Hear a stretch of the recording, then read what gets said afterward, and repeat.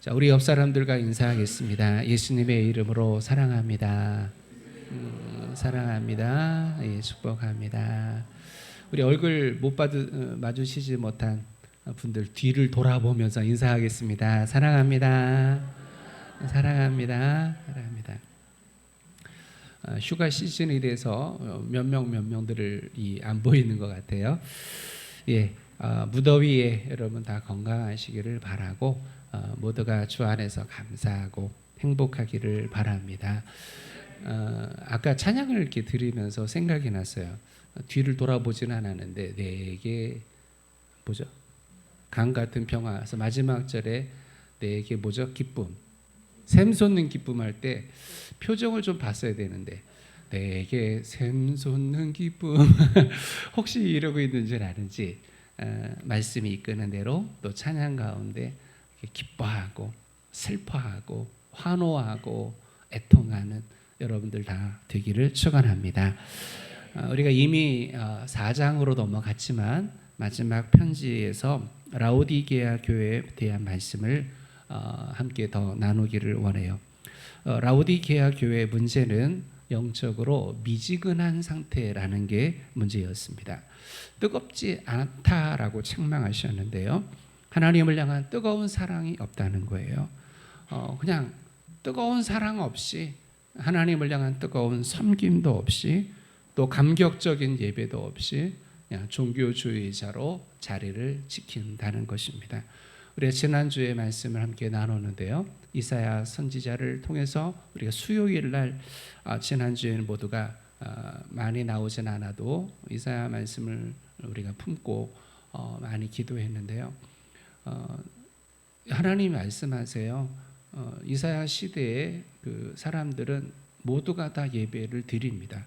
하지만 하나님은 말씀하시기를 네가 성전만 밟는도다. 그래서 내가 그거 너무 싫다. 네가 드리는 모든 제물들, 네가 절기마다 모여서 예배하는 그 행위들 다 싫다 말이에요. 하나님을 바라보지 아니하는 예배, 또 하나님이 없는 예배에 대한 하나님의 질색하시는 말씀을 보시는 거예요. 더불어 말씀을 하셨어요. 말씀을 주셨는데 주신 말씀은 뭐냐? 명령이란 말이에요. 하나님의 말씀은 명령입니다. 따라합시다. 하나님의 말씀은 명령이다.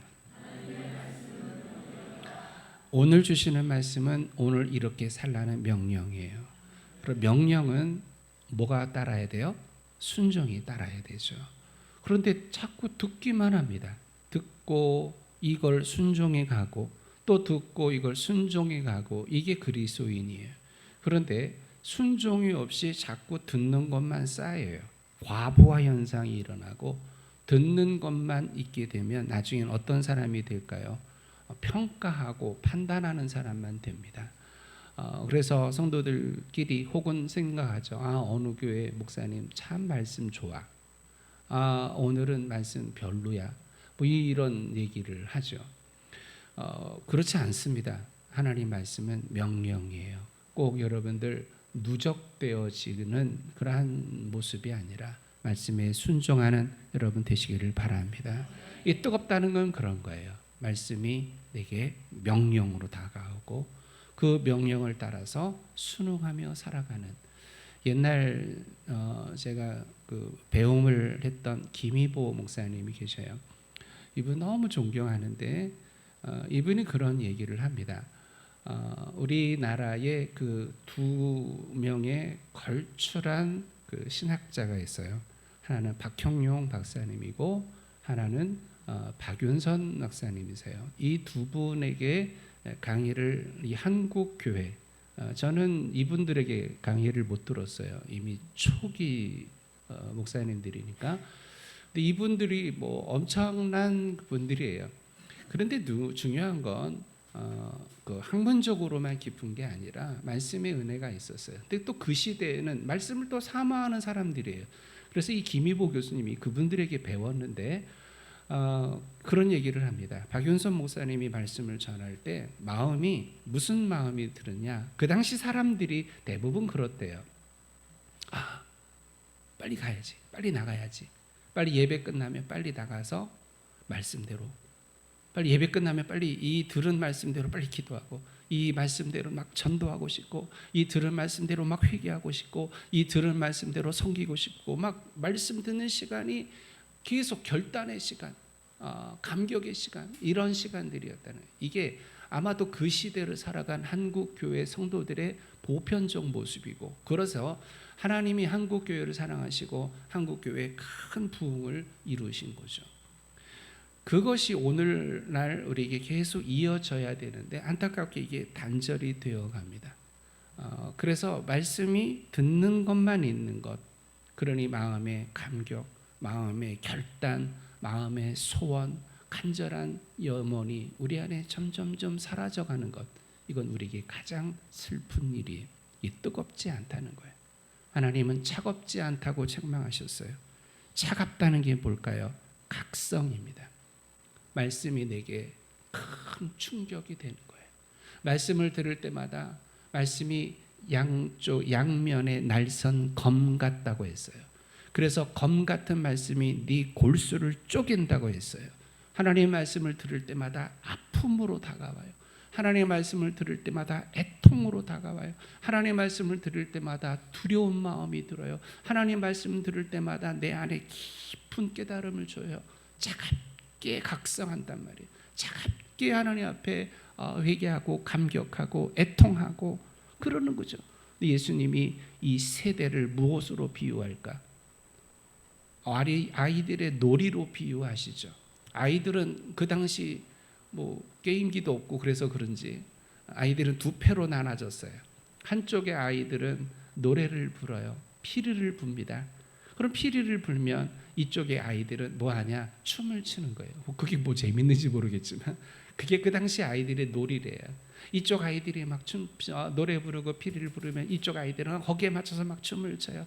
갑자기 패턴이 바뀌어요. 이쪽 아이들이 애곡해요. 아이고 아이고 하면 이쪽 아이들은 가슴을 치며 그런 표현, 이게 놀이인데요. 그런데 이것이 정해진, 이것이 룰이고 또 이것이 어쩌면 그렇게 해야 하게 당연해요. 그런데 이 세대를 뭘로 비유할까? 피리를 불어도 춤추지 않아. 애곡해도 가슴을 치지 않아. 이게 예수님이 말씀하신 2000년 전의 시대의 모습인데요. 2000년이 지난 지금은 더 심각해지죠. 아마도 이럴 겁니다. 피리를 불었는데 야 시끄러 불지 마. 애통하는데 듣기 싫어. 그냥 우는 소리 짜증나. 이건 뭐 뒤죽박죽 엉망진창이 되어가는 시대가 아닐까 이런 생각이 듭니다. 말씀이 차갑게 반응되지 않은 이 라오디게아를 책망하시는 거예요. 그런데 더 큰 문제가 있습니다. 이건 자기를 볼 수 있는 눈이 없다는 거예요. 자기 자신이 내가 곤고하고 가련하고 가난하고 벌거벗고 눈먼 자인 상태를 모르는 거예요. 그러면서도 스스로 생각하기를 나는 괜찮다, 나는 부자다, 나는 건강하다, 나는 아무 문제 없다고 말한다는 거예요. 매우 역설적입니다. 라오디게아 도시는 그 당시에는 의학교가 있었어요. 그래서 훌륭한 의료 시설이 있었고 또 프리기아 가루라고 해서 그 당시에는 굉장히 유명한 안약 치료제가 있었어요. 그런데 그 라오디게아 도시에 사는 라오디게아 성도들은 앞을 못 본대요. 눈 멀었대요. 역설적이죠. 라오디게아 도시는 윤기 나는 검은 양모로 유명합니다. 그런데 그들을 향해 예수님은 벌거벗었다고 얘기합니다. 우리가 돈이 있고 우리가 명예가 있고 사람들이 알아준다, 그것이 나를 기쁘게 하지만 그것이 그렇게 중요하지 않습니다. 돈이 많이 내 통장에 쌓여 있어도 매일같이 돈이 들어와도요, 예수님이 너는 가난한 자라 말씀하시면 그게 가난한 거예요. 그게 진짜예요. 하나님이 나를 뭐라고 여기실까? 하나님이 나를 어떻게 여기실까가 더 중요한 겁니다. 사람들은 말합니다. 내가 편하면 괜찮아. 내가 좋으면 좋은 거야. 참 무식하게 말하는 사람들이 있어요. 지금 그럴 때가 아닌데, 아유 내비도 내가 좋으면 좋은 거야. 일을 해야 될 사람 일을 안 하고 그냥 오늘 주어진 것으로만 먹고 사는 거예요. 우리 집 흉을 보자면 우리 아버지가 그러시는 거예요. 우리 부모님은 어떤 분이냐? 6.25 전쟁 때 피난을 내려오셨는데 피난하는 여정에 먹을 게 없잖아요. 그럼 일을 해야 되잖아요. 그런데 이 두 분은 없으면 안 먹고 하루든 이틀이든 3일이든 그냥 내리굶는 데요. 그리고 어떻게 먹을 걸 누가 주면 먹고. 그래서 정말 그 10대 어린 아이였던 아버지가 나가서 동량을 해야 했대요. 그에 비해서 같은 동네에 살았던 큰 집 어머니는 부자였대요. 종을 부리는 사람. 그런데 피난으로 내려오면서 이 모든 부유함을 다 내려놓게 되는데요. 부산에 내려가서 앞치마를 질끈히 기고 자갈치 시장에서 장사를 하는 모습으로 변했다는 거예요. 일을 해야 되는 상황이 일을 하는 거죠.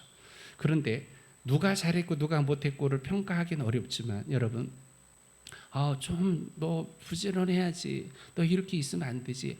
냅둬, 난 이게 좋아. 나는 만족해. 나는 좋아. 여러분, 그게 좋은 걸까요? 내가 좋으면 좋은 걸까요?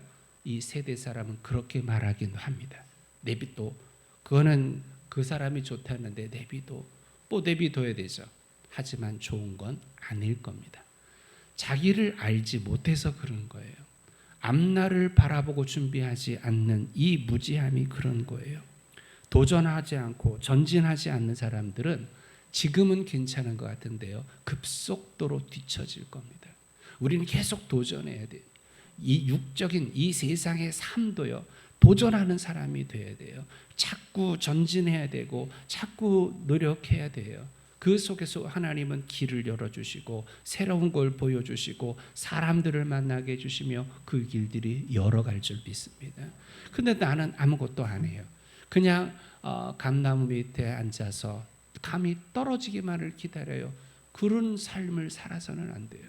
하나님을 믿는다는 말은 내가 걸어가는 삶 속에서 하나님이 역사하실 걸 믿는다는 것이, 내가 가만히 앉아 있으면서 내가 심리를 가고 몇 킬로를 간다, 그럴 수는 없는 겁니다.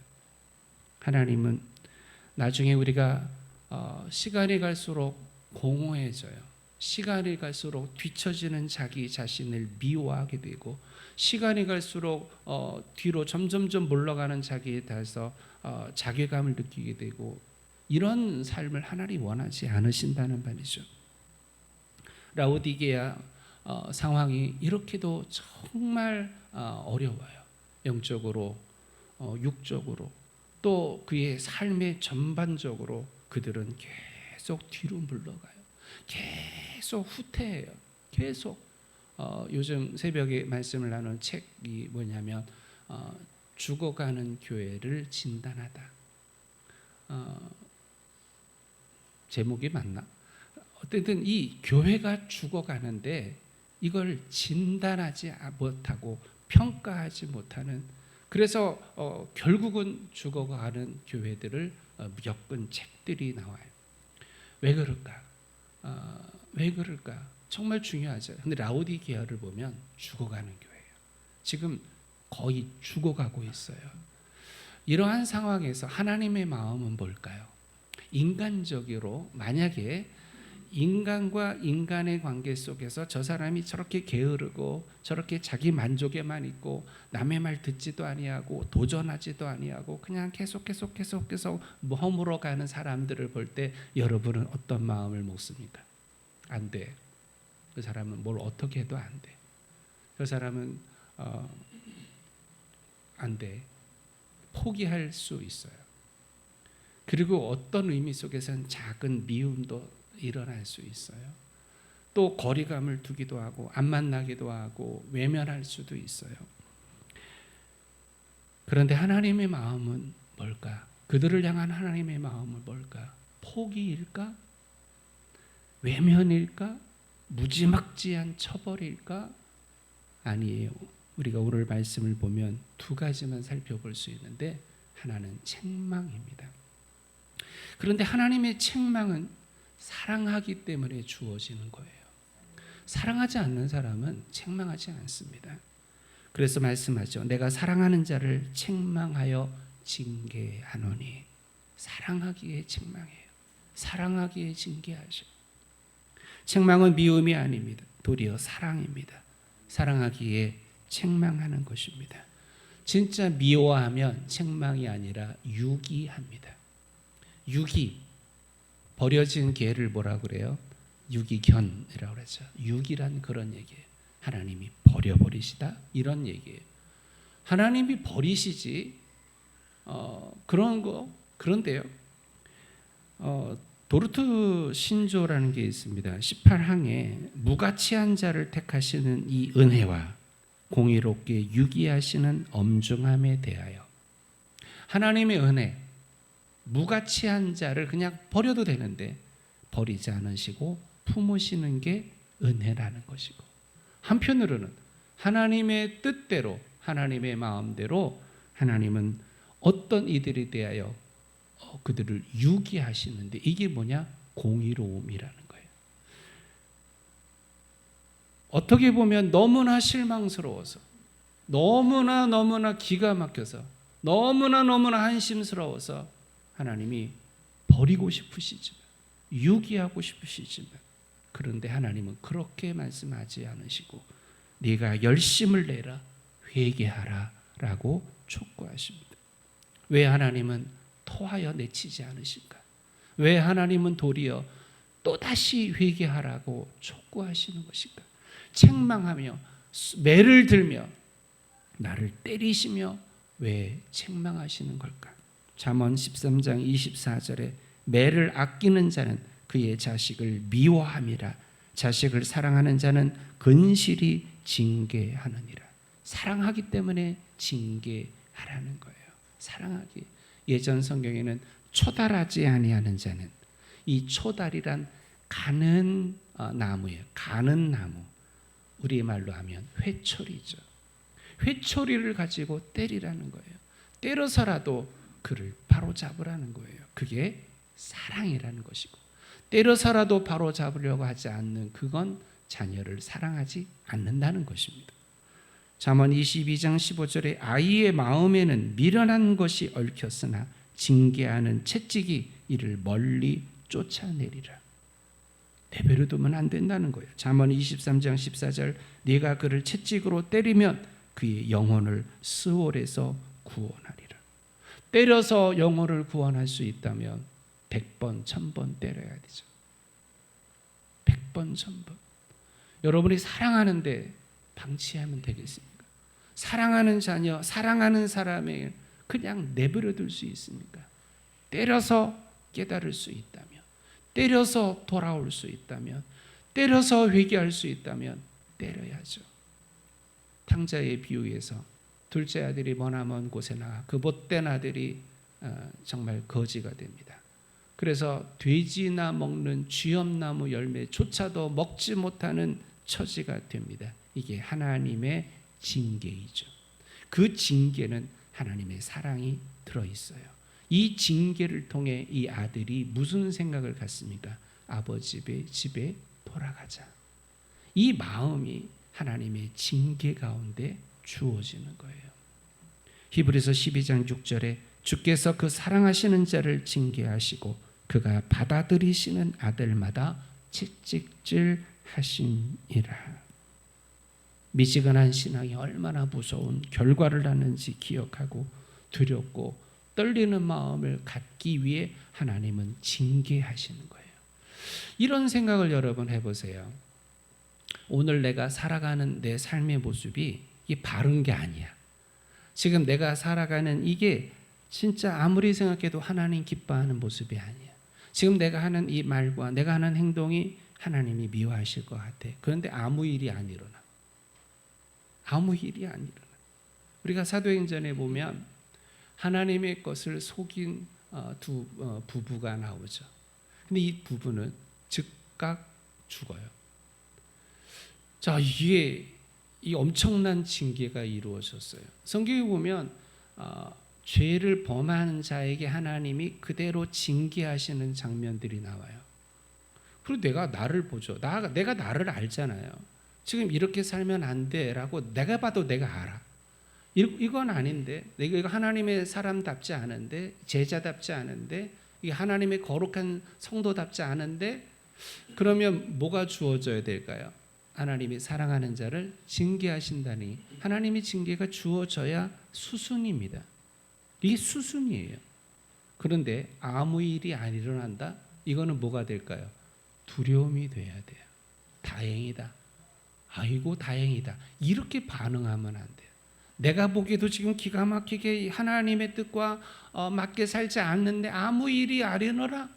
이게 다행이 아니라 두려움이 돼야 돼요. 두려움이. 하나님은 사랑하는 자를 징계하시는데, 그러니 여러분의 삶 속에 어려움이 닥치고요, 고난이 닥칠 때 100% 그런 건 아닙니다. 다 거기에 맞출 건 아니지만 어려움이 닥칠 때 첫 번째로 우리가 해야 될 생각은 뭘까요? 하나님과 나와의 관계를 점검해 보는 거예요. 어려움이 생기고 고난이 생기고 역경이 생기고 곤란한 일이 생길 때 아유 재수 없어. 왜 나는 이렇게 재수가 없는 걸까? 왜 나는 하는 것마다 이렇게 안 되는 걸까? 아니면 누구를 탓하고 누구를 미워하고 이렇게 반응할 게 아니라 제일 먼저 해야 될 것, 하나님과 나 사이의 관계를 돌아보는 거예요.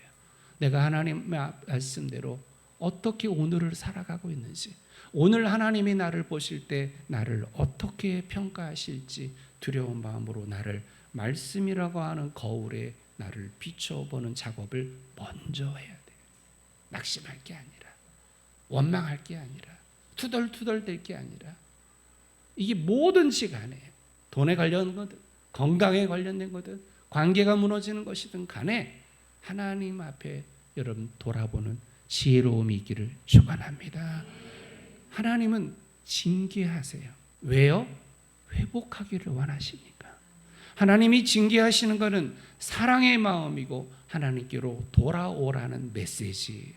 그러니 징계는 아픈 게 아니에요. 하나님의 책망은 아픈 게 아니에요. 하나님의 책망은 감사여야 되고, 하나님의 책망은 하나님께 돌아오는 메시지입니다. 그러니 여러분 어려운 일이 생기면 도리어 뭐 해야 될까요? 감사해야 돼요. 감사합니다. 하나님, 제가 정신이 나갔네요. 감사합니다. 제가 제 정신이 아니었네요. 감사합니다. 하나님, 제가 착각하고 있었네요. 감사합니다. 하나님, 내가 순간적으로 교만해졌네요. 감사합니다. 하나님, 내가 하나님의 사람으로 오늘 내가 바른 결정을 하며 살지 않았네요. 욕심이 개입되고 내 생각이 개입되고 감사를 잃어버리고 하나님의 은혜를 잃어버렸네요. 용서해 주세요. 여러분이 꼭 되시기를 바랍니다. 그렇다고 여러분 이것을 사람에게, 다른 사람에게 여러분이 적용하면 안 돼요. 이거는 하나님과 개인의 관계에서만 이게 진행돼야 돼요. 무슨 얘기겠습니까? 누가 아팠어요. 너 아이고 죄졌나 보다.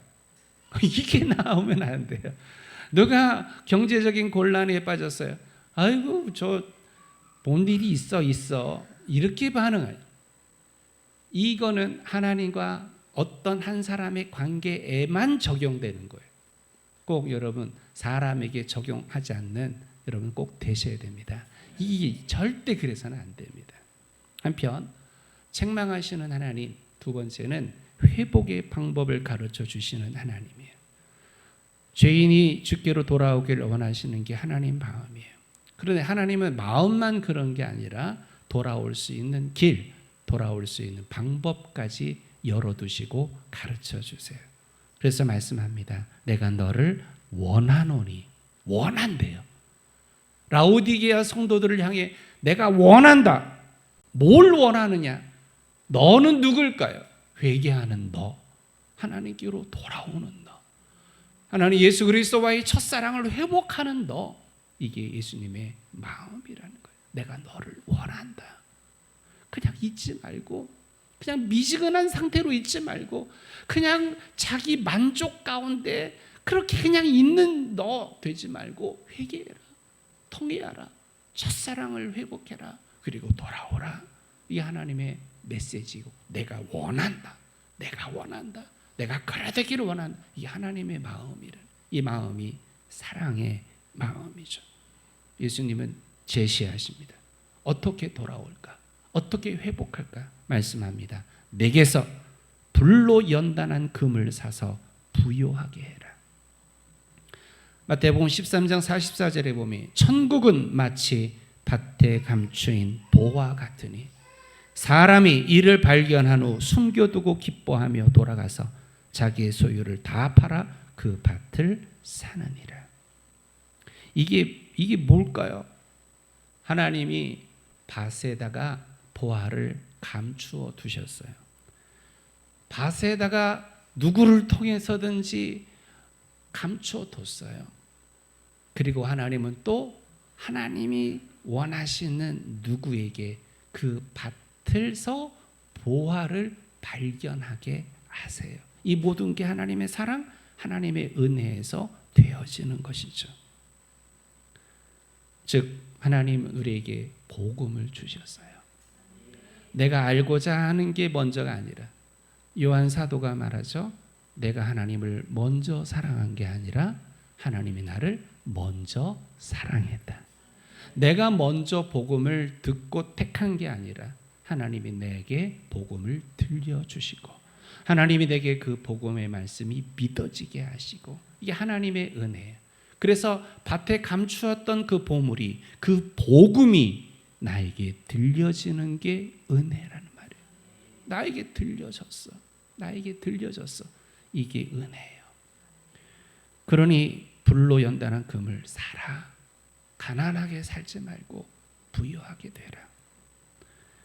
두 번째, 흰옷을 사서 입으라는 거예요. 흰옷을 사서 입어라. 벌거벗은 수치를 보이지 않게 하라. 요한계시록 3장 4절에 그 옷을 더럽히지 아니한 자 몇 명이 내게 있어 흰옷을 입고 나와 함께 다니리니 그들은 합당한 자인 연고라. 오늘 흰옷을 입으라. 흰옷을 입는다는 것은 뭘까요? 예수 그리스도의 말씀대로 사는 사람, 예수로 사는 사람, 그에게 주시는 하나님의 은혜가 흰옷이에요. 나중에 요한계시록을 더 뒷부분에 보면 어린 양의 보혈로 그 피로 옷을 씻어서 희게 된 것을 입은 자에 대한 설명을 주십니다. 신기하죠? 피로 옷을 빨았는데 희게 됐대요. 여러분이 집에 가서 시험해 보면 절대 안 돼요. 절대 하얘지지 않습니다. 절대 하얘지지 않아요. 예수님의 피만이, 예수의 보혈만이 우리를 깨끗게 하시는 줄 믿습니다. 그래서 날마다 주 보혈을 찬양하며 날마다 그 보혈을 뿌리며, 사도 베드로를 통해 주신 첫 말씀이 뭐냐? 우리 전에 살펴봤죠. 성도는 누굴까? 예수의 피를 뿌리는 자라고 얘기했어요. 예수의 피를 날마다 뿌리며 예수의 피를 늘 의지하며 그 피로 사는 사람, 그가 누구냐? 흰옷 입은 사람이에요. 그래서 흰옷을 입으라, 이 말은 회개하라, 예수님을 찾으라, 예수님을 붙들라, 그런 얘기죠. 셋째, 안약을 사서 눈에 발라 보게 하랍니다. 이사야서 43장 8절에 눈이 있어도 보지 못하고 귀가 있어도 듣지 못하는 백성을 이끌어내라. 이게 눈은 뜨고 있는데 못 보는 사람이에요. 눈은 뜨고 있는데 못 보는 사람. 요한복음 9장 7절에 그 유명한 실로암 못의 기적이 일어나죠. 실로암 못에 가서 씻으라 하시니 이에 가서 씻고 밝은 눈으로 왔더라. 밝은 눈으로 왔더라. 말씀, 예수님만이, 그 말씀만이 내 눈을 떠 보게 하는 줄 믿습니다. 우리가 말씀을 늘 사모해야 돼요. 그래서 예수님 분명히 말씀해요. 내 말이 생명이라. 내 말이 영이요 생명이라. 다시 따라합시다. 예수님의 말씀이 생명입니다. 정말 맨날 고백해야 돼요. 생명의 예수님은 말씀하십니다. 내가 곧 생명의 떡이니. 예수님이 생명의 떡이에요. 네 속에서 샘솟는 물이 솟아나리라. 성령이 주시는 은혜를 말씀하시죠. 그러니 우리가 사모해야 돼요. 나를 살리는 말씀을 사모합니다. 나를 살리는 말씀을 오늘도 사모합니다. 내가 삼시세끼 꼬박꼬박 먹어요. 삼시세끼 꼬박꼬박 먹어요. 그런데 그것보다 더 사모하는 건 주님의 말씀입니다. 여러분이 고백해야 돼요. 그러니 예배 나올 때 어떻게 나와야 될까요? 좀 일찍 나와서 성도 간의 교제도 물론 좋아요. 그러나 그것보다 더 중요한 게 뭘까요? 기도하는 거예요. 뭐라고 기도할까요? 하나님, 오늘 말씀 듣습니다. 오늘 말씀이 내게 생명이 되게 해주세요. 오늘 말씀을 들음으로 나를 살려주세요. 이 기도가 있어야 돼요. 이 깊은 간절한 기도. 우리가 요즘은 부흥회를 안 하죠. 이런저런 이유로 부흥회를 안 하는데 예전엔 부흥회를 길게 했어요. 한 주 내내 부흥회를 했습니다. 새벽 그리고 어떨 때는 아침, 점심, 저녁 4번 하기도 하고 3번 하기도 하는데요. 부흥사들이 대부분 하는 말이 있어요. 첫날, 둘째 날은 어렵대요. 왜 어려울까요? 말씀 들을 준비가 안 되어 있으니까. 그러니까 말씀을 전해도 듣는 사람들이 시큰둥하는 거예요. 말씀을 드려도 그냥 잘 이렇게 뜨겁지가 않아요. 예열이 안 돼 있다는 말이에요. 그래서 부흥사들은 합니다. 이틀 정도는 예열하는 시간. 보통 3일쯤 돼야 은혜 받기 시작해요. 3일쯤 돼야 눈물 흘리기 시작하고 마지막 날 되면 막 대성통곡을 하고 큰 기쁨에 춤을 추고. 생각해 보세요. 새벽 예배 안 하죠. 수요 예배도 못 나오죠. 매일 말씀 묵상 숙제로 그냥 건성으로 하죠. 이러다가 즉 말씀과 기도로 이렇게 살지 않다가 주일날 교회에 와서 은혜 받으려고 한다? 이거 참 어려운 일이에요. 이거 참 곤란한 일이에요. 그럼 어떡할까? 나오지 말까? 그것도 아니잖아요. 어떻게 해야 될까요? 어떻게? 임시 처방을 해야 돼요. 그는 5분이든 10분이든 기도로 예열을 하시란 말이에요. 마음을 다시 일으켜. 말씀을 사모하는 마음을 다시 일으켜. 나를 살리는 생명의 말씀을 오늘 내가 받고 살기를 원해요라고 내 마음을 막 일으켜요. 이사야서 55장 1절에 말씀합니다. 오호라 너희 모든 목마른 자들아 물로 나오라. 돈 없는 자도 오라. 너희는 와서 사 먹되 돈 없이 값없이 와서 포도주와 젖을 사라. 오라는 말이 4번이나 반복됩니다. 와라 와라 와라 와라. 돈 없냐? 괜찮아. 돈 없이 와서 살아. 괜찮아. 값 없이 와서 먹어. 내 마음이 하나님의 마음이 그런 거예요. 라오디게아 교회를 향해 오늘 우리를 향해 하나님은 사랑밖에 없어요. 그래서 안타깝게 와라. 와서 먹어라. 와서 흰옷을 사서 입어라. 와서 돈 없어도 와서 안약을 사서 발라 보게 하라. 이게 예수님의 마음. 돈이 있어야 교회 오는 게 아니에요. 뭐가 준비돼야 교회 오는 게 아니에요. 어떤 분들은 아직 준비가 안 돼서요. 저 죄가 많아서요. 그러니 와야지. 저는 돈 없어서 헌금할 돈이 없어서 안 해도 돼. 남들이 하니까. 그런 게 문제가 아니잖아요. 돈 없어도 와라. 돈 없어도 와서 사 먹어라. 돈 없어도 와서 흰 옷을 입어라. 돈 없어도 와서 안약을 사서 보게 하라. 예수님의 마음이. 왜요? 하나님은 우리가 살기 원하세요. 살기 위해 노력하고 발버둥치길 바래요. 살과의 전쟁을 치르는 분들이 있어요. 여러분처럼 예뻐지려고 전쟁하는 거 말고 이대로라면 죽을 것 같아가지고 이대로라면 제가 89kg까지 갔었어요. 그래가지고 어머니가 안 되게 보였나 봐요. 내가 그 혈당 재는 거 있는데 너 재라. 쟀더니 140 몇이 나오는 거예요. 깜짝 놀래가지고 어머니가 깜짝 놀라고 나도 놀래가지고 그러면 어떻게 하면 혈당을 내릴까? 방법은 하나예요. 운동하면 돼요. 살 빼면 돼요.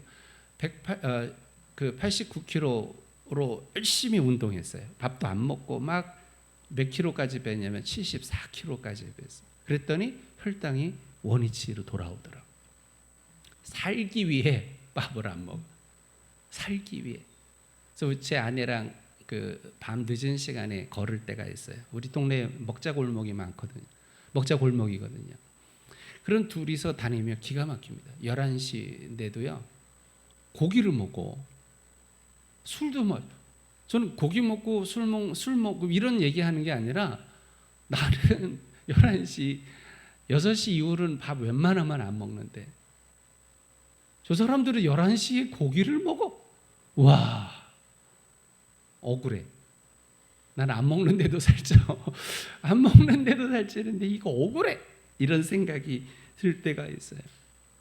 여러분, 우리는 살기 위해 살을 빼는 마음, 살기 위해. 지금 이 세상은 막 경쟁 사회예요.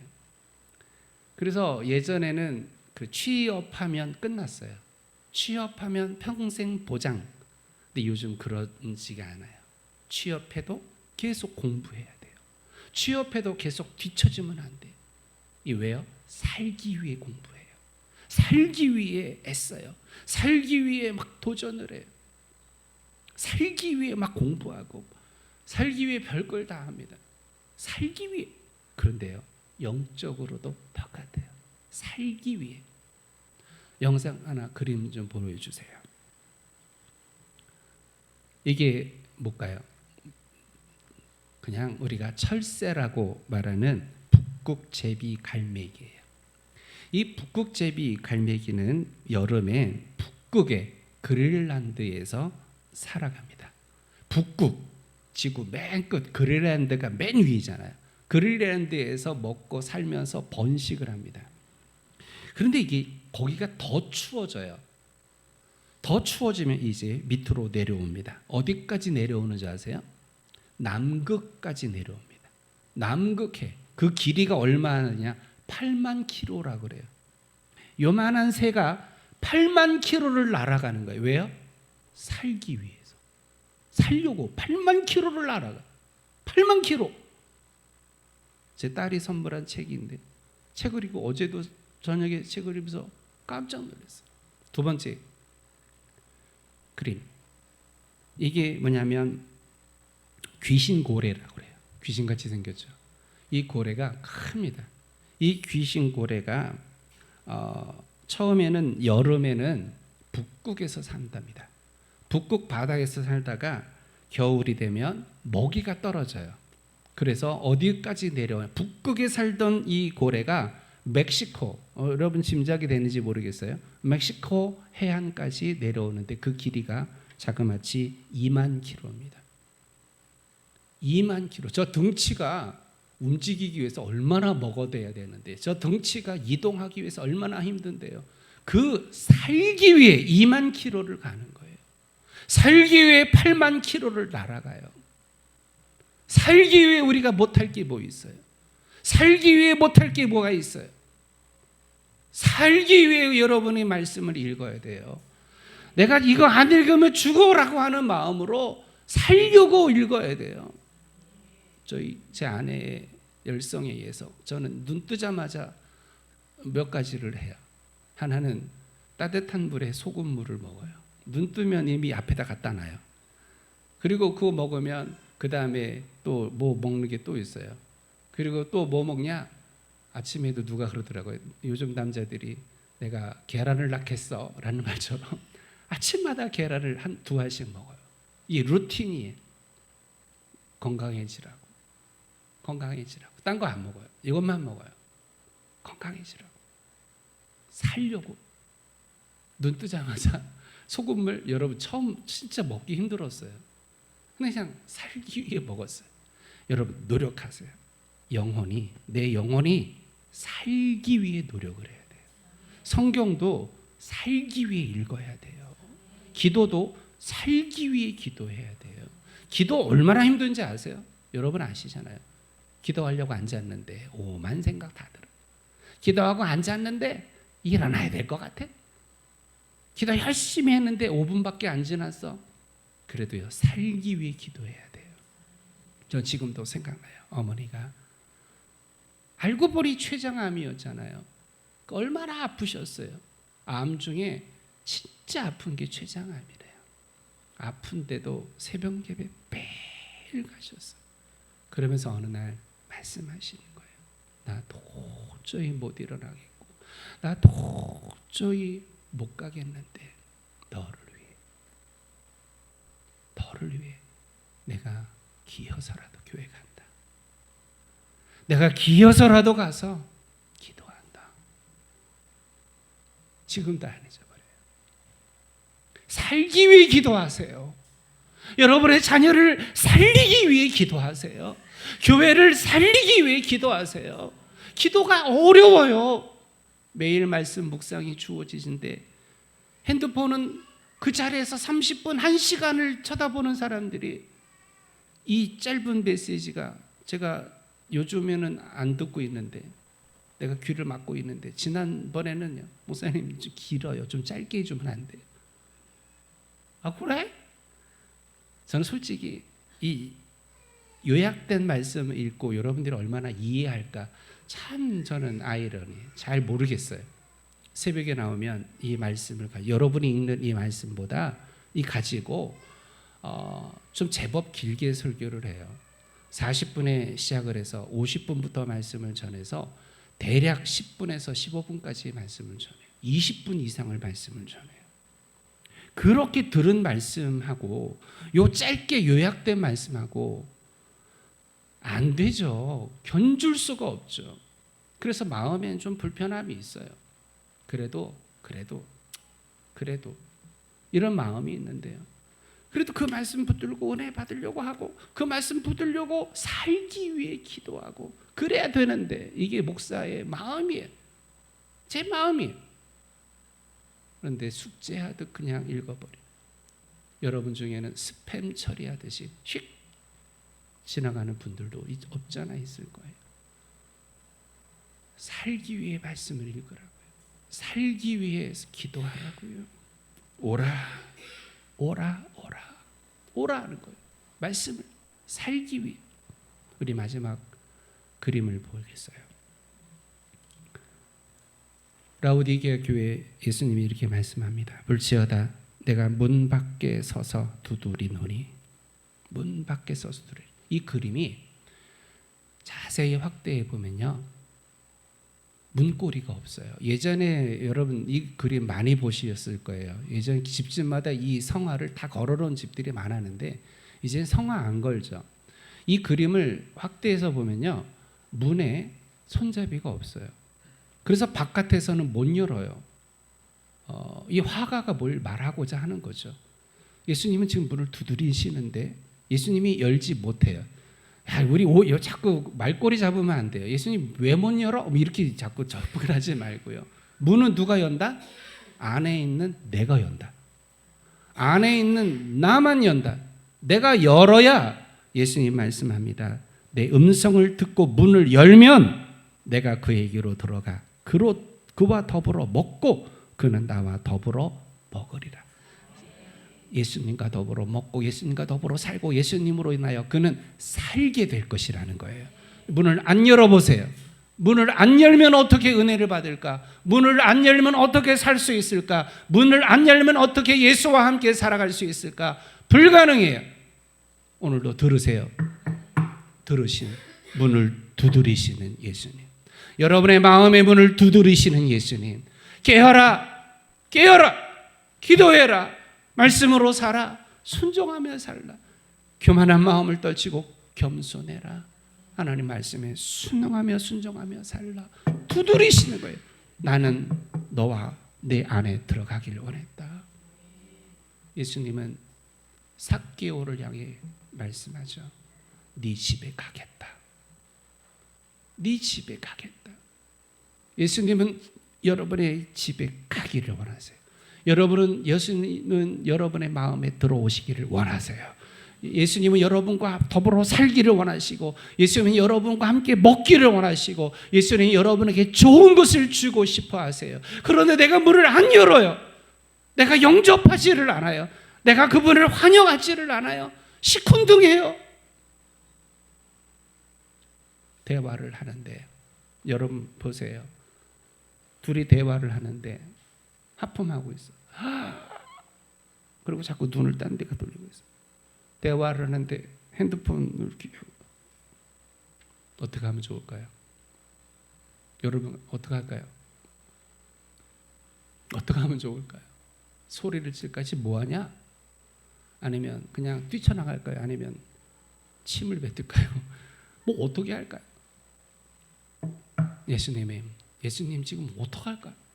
내가 지금 사모하는 마음도 없고, 내가 지금 미지근하게 지금 반응도 안 하고, 피를 부는데도 춤추지 않고, 애국하는데도 가슴 치지 않는 이런 나를 예수님 보면서 예수님 마음이 어떨까?